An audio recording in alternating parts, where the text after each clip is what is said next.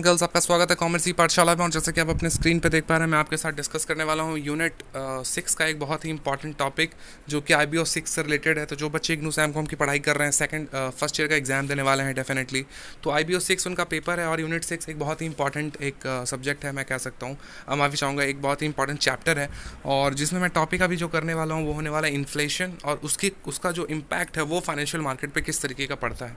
तो ये हमारा आज का टॉपिक है। टॉपिक डिस्कशन स्टार्ट करेंगे उसके पहले कहना चाहूँगा कि आप जो है हमें फॉलो कर सकते हैं हमारे इंस्टाग्राम पे और हमारे ट्विटर के चैनल पे अगर आप चाहें तो। और आप अगर चाहें तो आप हमें टेलीग्राम चैनल पे भी फॉलो कर सकते हैं, जहाँ पे आपको बहुत सारी वीडियोस, जो भी मैं वीडियोस बनाता हूँ, मैं वहाँ पे डायरेक्टली शेयर करता हूँ। तो इसका लिंक जो है आपको मेरे चैनल के अबाउट सेक्शन में, इन तीनों प्लेटफॉर्म्स का, चाहे वो इंस्टाग्राम हो, ट्विटर हो या फिर टेलीग्राम हो, इन तीनों चीज़ों का जो लिंक है वो आपको हमारे चैनल के अबाउट सेक्शन में मिल जाएगा। तो फिर आप वहाँ पे विजिट कीजिए और आप हमें फॉलो कीजिए, ठीक है। उसके अलावा मैं कहना चाहूँगा कि मैं बहुत सारी वीडियोस में ऑलरेडी बना चुका हूँ। तो अगर आपको उन सारे वीडियोस का लिंक चाहिए, अगर आपको उन सारे वीडियोस को स्टडी करना है, तो आप हमारे चैनल के प्लेलिस्ट वाले ऑप्शन में विजिट कीजिए, जहाँ पे आपको डेडिकेटेड प्लेलिस्ट मिल जाएगा, चाहे वो किसी भी लाइक सब्जेक्ट से रिलेटेड हो, चाहे वो IBO 1 हो, 2 हो, 3 हो, 4 हो, लाइक कोई भी सब्जेक्ट हो, फर्स्ट ईयर का, सेकंड ईयर का, या इवन BCom का भी। तो उन सब के लिए भी वहाँ पे सेपरेटेड एक डेडिकेटेड एक प्लेलिस्ट बना हुआ है डिफरेंट सब्जेक्ट्स के लिए। तो वहाँ पे आप उन सबको स्टडी कर सकते हो अच्छे तरीके से, ठीक है। तो एक बहुत ही अच्छा प्लेटफॉर्म मैंने तैयार करके रखा है आप लोगों के लिए। काफ़ी हेल्प मैं करना चाह रहा हूँ कि आपका जो एग्ज़ाम वो बहुत अच्छे तरीके से हो। लॉकडाउन का पीरियड चल रहा है, ज़्यादा से ज़्यादा घर में भी रहना है आपको। तो घर में रह के आपको अपना जो टाइम है वो तो आपको पास करना होगा, राइट। तो उसके लिए आप सबसे अच्छा बेस्ट वे तो यही होगा कि आप जो है स्टडी करो, है ना। तो स्टडी अच्छे तरीके से करो। और अभी जो हम टॉपिक करने वाले हैं वो होने वाला है inflation and its impact on financial market. So let's start the topic. जी, तो बात बोली जा रही है कि exchange rate movements have become the single most important factor affecting the value of investment particularly on a international level.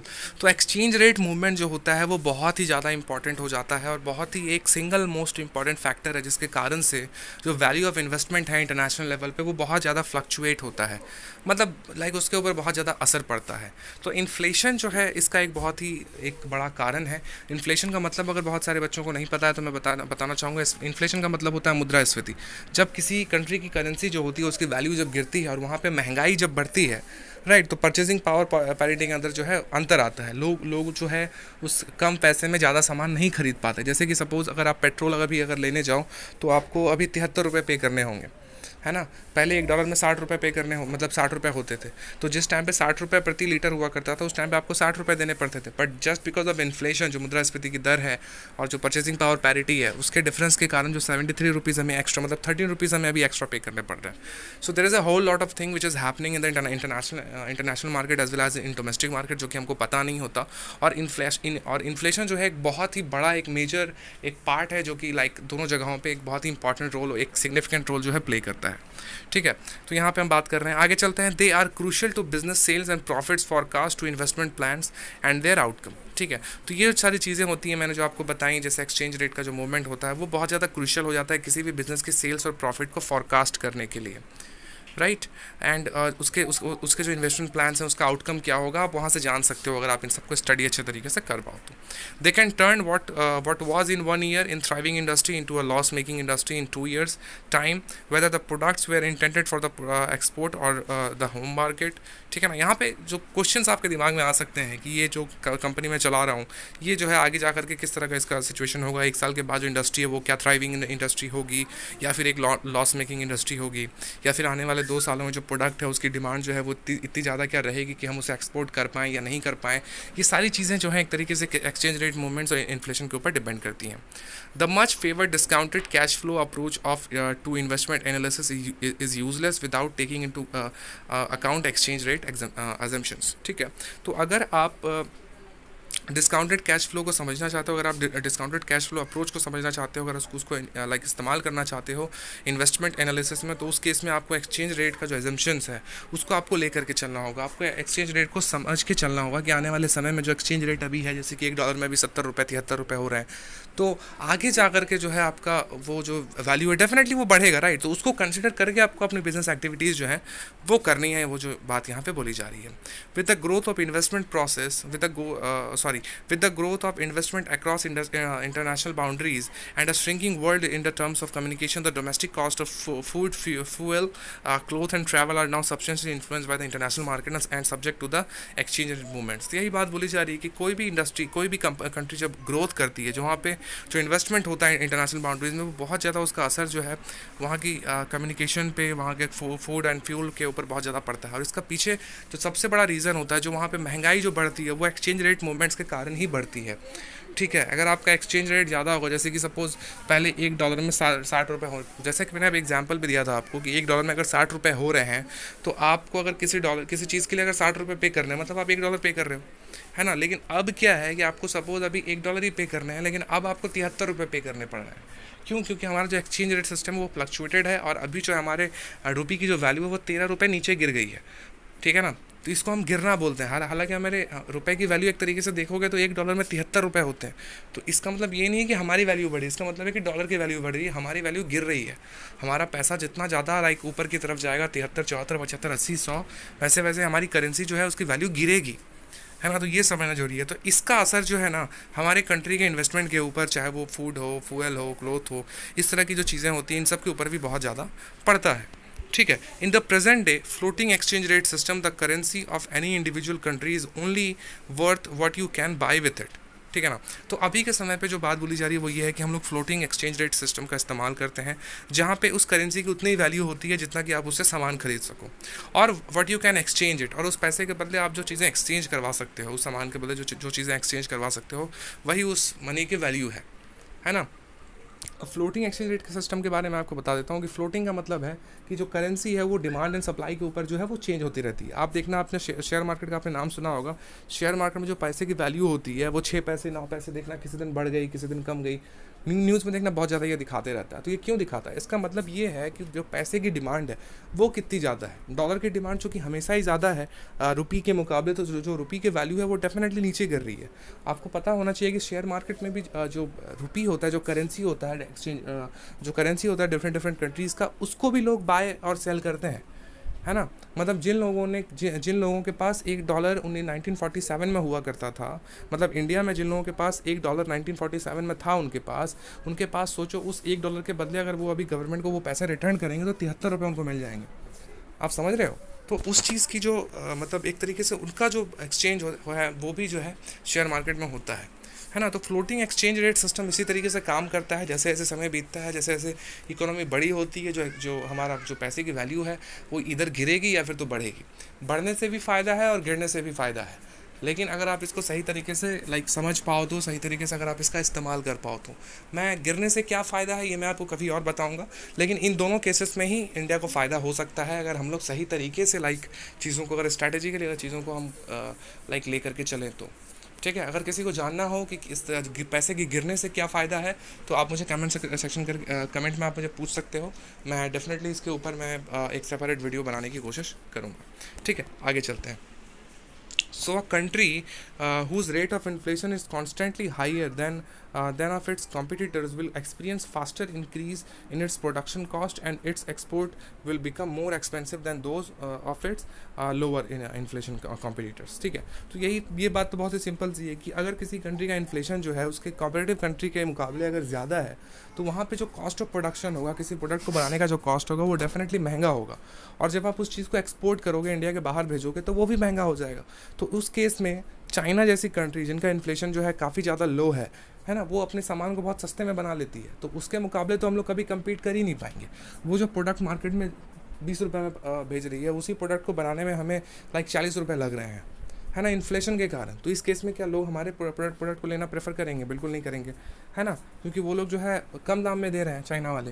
तो वो जो चीज़ है यहाँ पे बोली जा रही है कि किसी भी कंट्री का जो इन्फ्लेशन होता है अगर वो कंसिस्टेंटली हाइयर है तो उस केस में जो वहाँ का प्रोडक्शन कॉस्ट होगा वो बहुत ज़्यादा हाइयर होगा, और एक्सपोर्ट जो होगा वो भी एक तरीके से बहुत ज़्यादा एक्सपेंसिव हो जाएगा। और जहाँ पे लोअर होता है डेफिनेटली उनको ज़्यादा एज मिलता है। This invariably leads to a reduction in level of export, और इसके कारण क्या होता है कि जो एक्सपोर्ट लेवल होता है उसमें रिडक्शन होता है। लोग जो है हमारे पास से सामान को नहीं खरीदना चाहेंगे।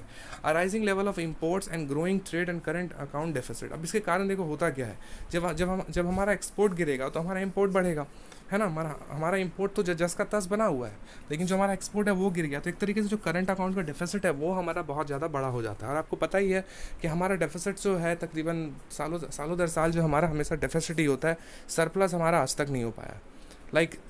अभी तक की हिस्ट्री में, पूरे इंडियन हिस्ट्री में, पूरे इंडियन इकोनॉमी की हिस्ट्री में सिर्फ 2 ही बार ऐसा सिचुएशन आया है, 2 या 3 बार आई गेस, जहाँ पे हमें सरप्लस हुआ है किसी साल में। हमारा जो एक्सपोर्ट जो है वो इम्पोर्ट से ज़्यादा रहा है।